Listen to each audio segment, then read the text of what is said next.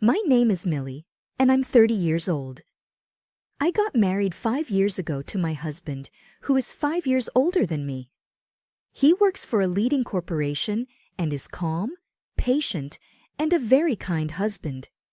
We got pregnant with our first child in our first year of marriage, and I was at the height of my happiness. However, after I left the company when I became pregnant, my husband's gentle attitude changed drastically. "Hey, where's my food?" One day, when my morning sickness was so bad that I couldn't get up. Before I knew it, I had dozed off until late afternoon. When Stephen comes home, I tell him this, and he suddenly starts to lose his temper. "What? What were you doing at home all day? Do you think I'm stupid? Morning sickness is not a disease. You lazy thing. I'm tired after working all day.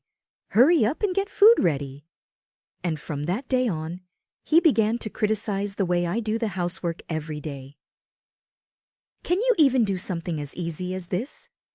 You really are an idiot," is what Stefan would always say. "I don't know how you survived it all the time. If you are so stupid, you really don't know anything, do you? What can you do?" If I even try to argue with him slightly, he loses his temper and curses. When I try to express my thoughts, though, he would say, "I don't care what you think, so just shut up," and scold me so I can't even say what I think anymore. I am shocked that my husband had suddenly changed. At first, I thought he just woke up on the wrong side of the bed some days, and that he would return to being a kind husband again soon once our baby is born. However, my hopes disappear when I see that even after our child is born, he never went back to being the kind husband that I knew. However, I still love my husband and could not hate him. I also didn't want to admit that my marriage was a mistake. Anyone would say that I was being harassed. It seems he showed his true colors after our marriage, but at that time, I didn't even realize it. I thought he'd had a chance because I was not good enough, and I began to fear that my husband would abandon me. 5 years pass in the state we are blessed with 3 beautiful children, but Stephen only gives me $500 a month as living expenses. We lived in company housing, so the rent is deducted from his salary, and our water and utility bills are also paid by direct debit from the bank. My husband says that 500 is more than enough, but buying milk and diapers for the children, as well as daily necessities and groceries, makes it very tight. I start using my savings from when I was single to pay for our living expenses, but these two have run out, and we are forced to live a very difficult life. When Stephen comes home from work and sees the cheap dinner I had prepared, he says, "What? This is for dinner? Can you cook something more decent? You're at home every day wasting your time. Can you even cook a proper meal?" When I tell him I didn't have enough money to buy the ingredients, he replies, "Huh? I give you living expenses every month. It's a housewife's duty to make ends meet. That's what old housewives do. You really can't do anything, can you? Stop wasting my money, you parasite." He won't stop yelling. To add, my husband has been having an affair for years. At first, he was meeting his lover in secret, but recently he no longer bothers to hide anything. Even at times like this, I'm afraid that he would leave me. I think I'm completely brainwashed by my husband. One day, I'm sensitive to Stephen's mood. In this way, watching my children grow was the only comfort that I had. However, even if I want to dress my children in cute clothes, I can't afford to buy any. Even if my mom friends invite me to lunch or tea, I cannot afford to join them. It's fine that I don't get to hang out with my friends, but I feel so bad for the children. Stephen will say that all housewives were making ends meet with $500, but my mom friends around me, didn't seem to show the slightest bit of sorrow at all. They are always dressed well and lively, and their children seem to be happy too. I lose confidence in myself more and more, feeling that this is all my fault and that I'm a bad mother. One day, however, I make a bold decision. I talk to one of my mom friends who I am very close to. When she hears what I have to say, she is truly astonished and says, "None of that is your fault, Millie. Your husband is wrong. He's totally harassing you." I had never even considered Stephen's actions as harassment. "There's absolutely nothing wrong with you, Millie. You're neither stupid nor incompetent. You're a very good mother." Thanks to my friend's kind words, I'm able to gather up my courage and decide to negotiate with my husband for a raise in our living expenses. "Huh? What are you talking about? I'm giving you more than enough.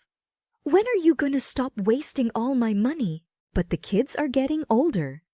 There are things I have to buy them, and I need money to spend time with their friends' mothers too. "Not in a million years. You just stay at home, take care of kids, and do the housework. Don't talk big to me when you're so incapable." In my husband's yell, the children start crying. "Shut up! You keep them quiet. I want a divorce." Before I knew it, this is what I'm saying, and I am surprised at my own words. I never had such thoughts before, and it came out ever so suddenly. Stephen stops looking surprised for a moment, but immediately says, "Do you really think you're in a position to say something like that, you parasite?"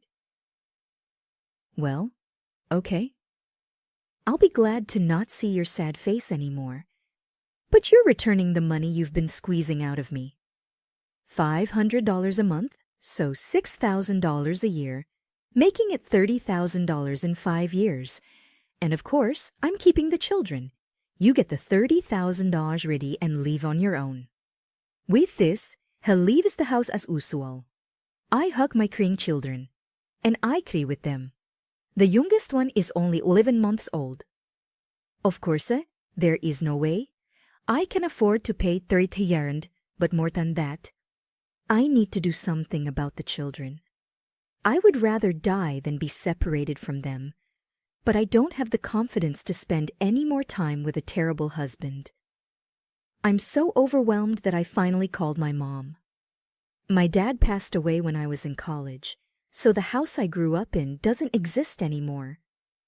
My mom is now living with my brother and his wife in the house nearby, and this is a reason why I couldn't rely on her. Even when I was having a tough time, I didn't want to worry her. When I tell her what happened on the phone, she tells me off for not noticing her earlier, and I hear her crying.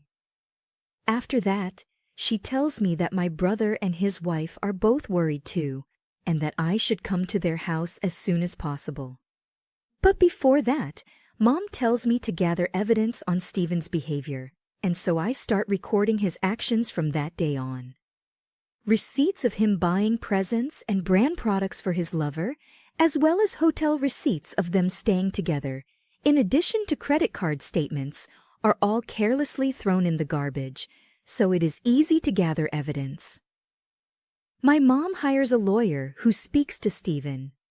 He is saying he doesn't want to get a divorce, even if we were separate. He says he is keeping custody of the children. I feel this is going to take a long time and decide to get ready to take the children to my brother's house. However, while this is happening, we find out that Stephen has stomach cancer. As it was detected early, they said it can be cured by surgical removal. Stephen goes to stay at the hospital. Life without my husband at home is truly peaceful and refreshing, and I feel so calm all the time. Perhaps it is because I have become more cheerful, but I feel that my children also seem to be livelier than usual. Seeing my children in such a state, I become even more certain that I need to get a divorce. I have no regrets leaving my husband, who says his cancer is due to stress from my actions. I'm determined to raise my children on my own and make them happy no matter what." Then Stephen suddenly softens his attitude and says he is willing to divorce me. It seems that by finding out about the cancer and having his life in danger, and by overcoming it, he has realized that he wants to start his life all over. Now that he has been given a second chance at life, he wants to reset everything, let go of all that is unnecessary, and live life with the people who are truly precious to him. Even in a situation like this, it's all about himself. I don't mind what he says about me, but to call the children unnecessary too, I am just stunned. However, there is no reason for me to throw away this opportunity to get divorced. I swiftly get things done before Stephen changes his mind. He seemed to have no regrets letting go of the children anymore, so I asked him to sign the pledge that states he will never see them again. This is convenient for me. Though I will not be receiving child support, he is going to be paying a large amount of compensation, and I'm also requesting compensation for his lover. I'm finally able to divorce this man. Stephen is concerned about what everyone will think, so he tells his colleagues and the neighbors that the moment he got ill, I was the one who left him. I'm frustrated at how selfish he can be, but more than that, I'm just pleased that I got to leave him. I'm finally free, and my life is about to begin. Filled with a sense of happiness and freedom, I leave the house where I had lived with him for all those years. Shortly after my departure, I hear that Stephen married a lover he had been seeing for many years. It seems she works under him at the office. I rent an apartment near my brother's house and am raising the children with my mother, brother, and his wife's help. I also found a job. It has not been easy, but I am much happier than before. 6 months later, my mom tells me that she received a phone call from Stephen's dad. Something happened to Stephen. I hurriedly call his dad back and find that Stephen has gotten a divorce again. Fortunately, his cancer has not recurred and he's still alive and well. He was living a peaceful life with his new wife, but it seems that after a while, he started harassing her too. She left the house immediately and divorced him soon after. She also made a scene at the company they both still worked at and told everybody about Stephen's attitude, which led him to quit. It seems he has moved out of the company housing, is paying more compensation to his new wife, has no more money, and has returned to his parents' house. He has lost all his energy and is saying he wants to see his children and start over with me again. His dad couldn't stand seeing Stephen in his state anymore, so he decided to reach out to me. I feel so angry. I'm finally free. But Stephen appears in front of me like this, as if a ghost. He had an affair for so many years and got married after finally getting rid of me, but got divorced after 6 months. It's all his own fault. But instead of showing remorse, he wants to see his children, and he wants to start over. Who in the world does he think he is? Who's the parasite now? I'm speechless. I somehow manage to hold down my rage in anger and tell Stephen that I intend to never see him again before I hang up. However, a few days later, on my way home from work, Stephen is waiting for me at a park near my house, and I feel like my heart is about to stop. He looks pale and exhausted. At first, I couldn't tell who he was. Millie, I know now. You're the only one for me. Our children need a father, right? A lot happened, but let's start over. You must be having a tough time all on your own. You know, I can do the housework for a while. Don't be ridiculous.